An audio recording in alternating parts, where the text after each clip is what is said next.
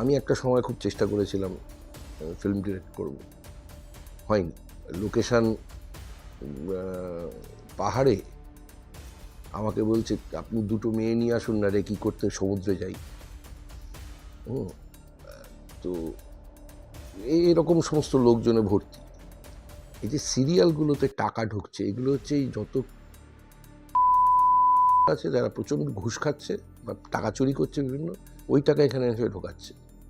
কারণ 4 দিন আগে পর্যন্ত ফুটপাতে থাকতো, অন্যের বাড়িতে খেত, এখন তার দুটো বড় গাড়ি, 3 তলা বাড়ি, হাতে এরকম মোটা সোনার ইয়ে পরে, গলায় 3-4 ফেলটা দেওয়া সোনার ইয়ে পরে, 8টা আংটি। তোমার মতে নেপোটিজম তো এক্সিস্ট করছে, তার মানে বাংলা ইন্ডাস্ট্রিতে। তুমি নিজে কি কখনো উইটনেস হয়েছো? বহুবার হয়েছি। গোড়ার দিকে তো মানে ডেট দিয়েছে, রাস্তায় দাঁড়িয়ে রয়েছি, সকালবেলা আমাকে নাকি তুলে নেবে, 6টার সময় কল টাইম, 6টার থেকে 8টা পর্যন্ত দাঁড়িয়ে থেকে কোনো পিসিওতে গিয়ে ফোন করেছি, ধরেনি। পরে জানতে পেরেছি তার ভাগ্নে কিংবা তার শালা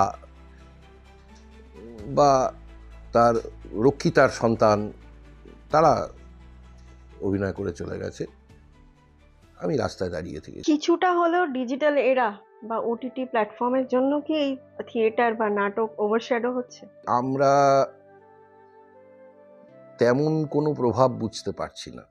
আসলে আমরা একটা অর্ধসভ্য দেশ, তো